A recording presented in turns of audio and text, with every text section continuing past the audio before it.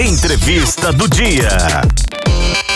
A gente vai conversar com o médico Daniel Dias Ribeiro, ele que é diretor do Laboratório São Paulo, e vai trazer informações sobre a importância dessa imunização, porque só a partir da segunda dose é que nós temos aí a imunização completa do indivíduo.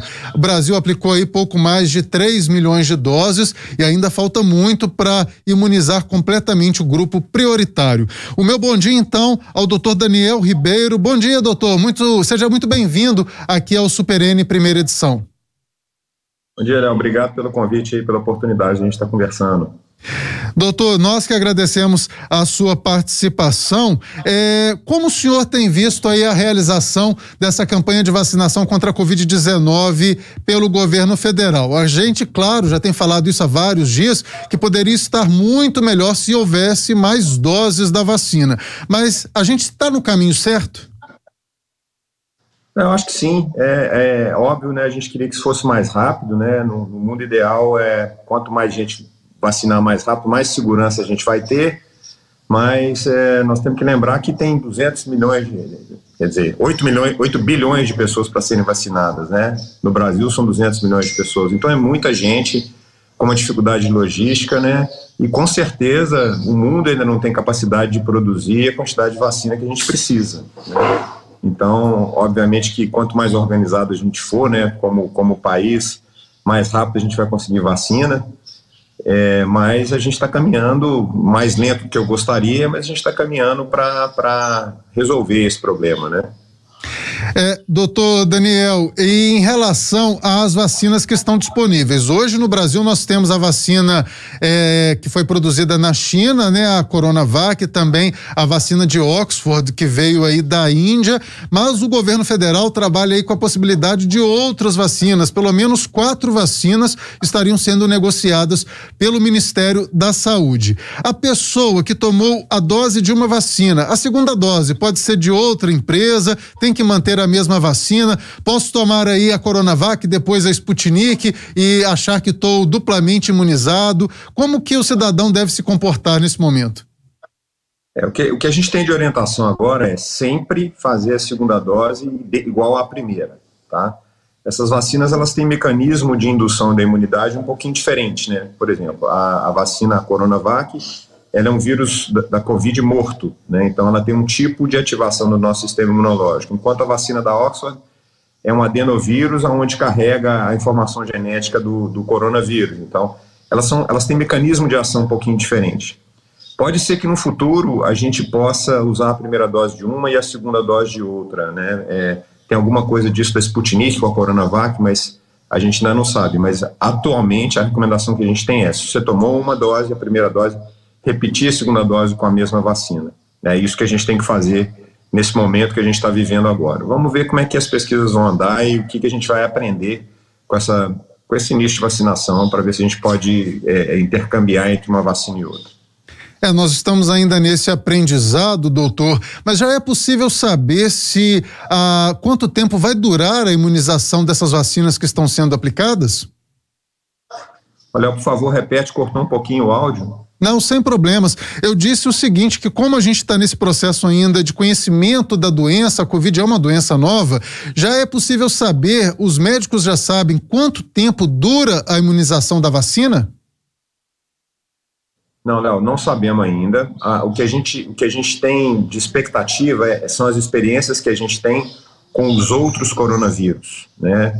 A gente tem aí pelo menos 4 coronavírus que são anuais, né, e que funcionam como resfriados comuns, e tivemos em 2002 para 2003 o SARS-1, né, SARS-CoV-1, e em 2012 para 2013 o MERS, que foram também coronavírus com acometimento pulmonar grave, igual esse que a gente tem agora.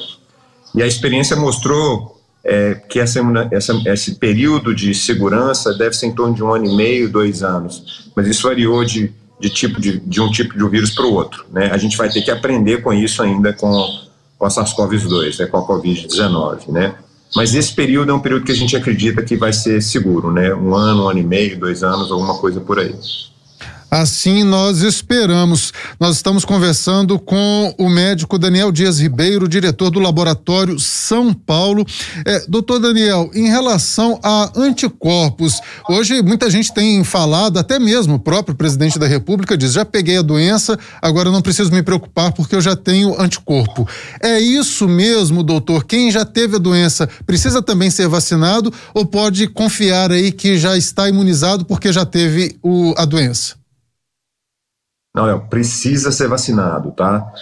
Muito possivelmente o tempo de duração e a qualidade do anticorpo que a gente produziu com a infecção, especialmente se for uma infecção muito leve, não deve ser tão bom quanto o anticorpo que vai ser induzido pela vacina. Então, independente da gente já ter tido a Covid, é necessário vacinar, tá? Quem já teve Covid precisa de ser vacinado.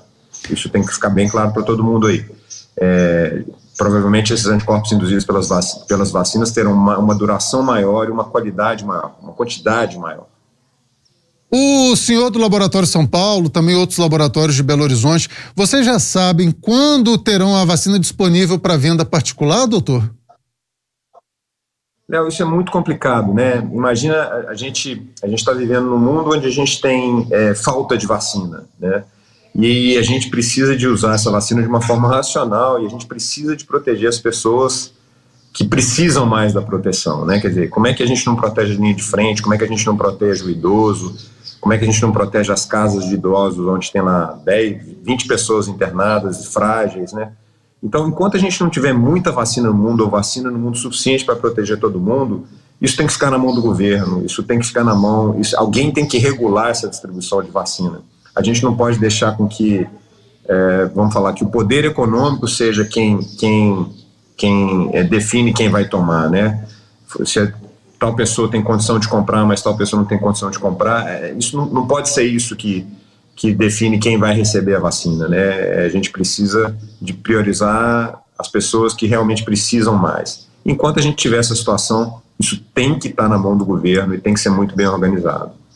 Sem dúvida. Hoje a gente não tem visto isso em relação a laboratórios particulares, mas a gente tem visto isso em relação a países, né? Os países mais ricos já conseguiram garantir número de doses para toda a sua população, enquanto países muito pobres, mais de 100 países muito pobres, ainda nem sabem quando vão começar a se vacinar, né? Se eu não estou enganado, existe um fundo, uma reserva da Organização Mundial de Saúde olhando por isso, né, e comprando doses e levando para esses países que não têm condição de comprar ou que não tiveram condição de comprar ainda, né? Mas é verdade, isso é um problema, né? Isso é o poder econômico falando sobre as prioridades de saúde no mundo, né? Infelizmente.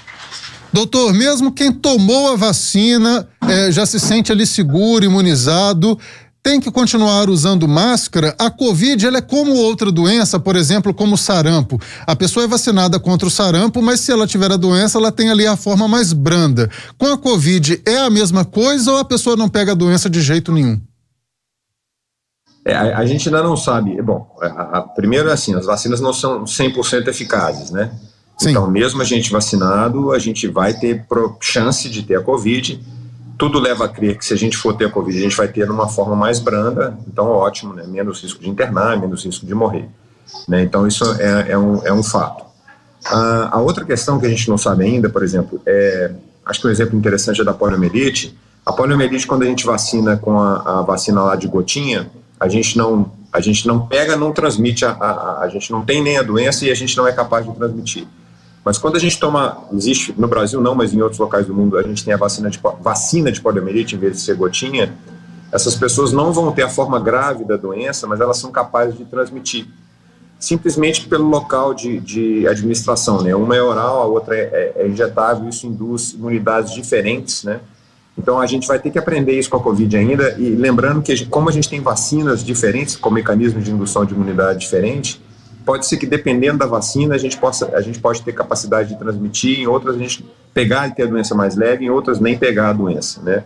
Mas o importante independente disso tudo estamos vacinados, tá? Beleza, mas não muda absolutamente nada com os cuidados que a gente tem que ter de máscara, de higienização, de distanciamento social, né?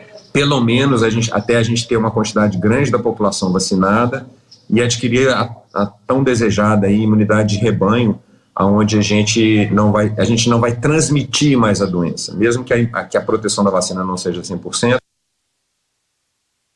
você não vai conseguir transmitir mais a doença, né? Então não podemos baixar a guarda mesmo depois da vacinação. Essa que é a mensagem importante.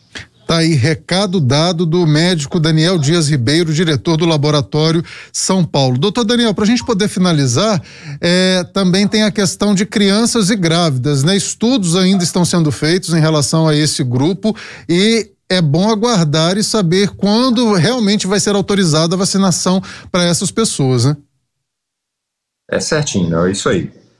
Eu só acho que a gente tem nos estudos, né, a gente tem pouquíssimas crianças com menos de 12 anos incluídas e praticamente nenhuma grávida, né? É muito difícil fazer estudo clínico, né, ensaio clínico randomizado em criança e em gestante, por serem grupos mais frágeis, vamos falar assim, tá? Eu acho que a única vantagem que a gente tem nessa situação da Covid agora é que as grávidas, elas não vão mal quando elas infectam com a Covid, então isso é muito bom, e normalmente são mulheres jovens e sem comorbidades, então isso faz com que elas não sejam do grupo de risco pensando em idade e doença pulmonar, doença respiratória. E as crianças, elas têm ido muito bem na Covid, né? Se a gente pegar o percentual de crianças que existe no mundo e o percentual de crianças infectadas no mundo, a gente vai ver que existe uma desproporção muito grande, né? Mostrando que as crianças, elas infectam menos, né? Elas têm menos receptor para o vírus. E quando elas infectam, elas têm a doença de uma forma mais leve, porque o sistema imunológico da criança é um pouco diferente. Tem várias teorias para isso, né? Mas assim, é fato que elas infectam menos e é fato que elas vão melhor quando elas têm infecção, né? Então, mesmo que a gente não tenha vacina para esses dois grupos, a gente pode enxergar esses dois grupos como uma situação não emergencial, vamos falar assim, né? Então, acho que temos que esperar assim para a gente vacinar essas pessoas com segurança. Certo. Doutor Daniel Ribeiro, muito obrigado aqui pela sua participação, diretor do Laboratório São Paulo, nos atendendo aqui no Super N primeira edição.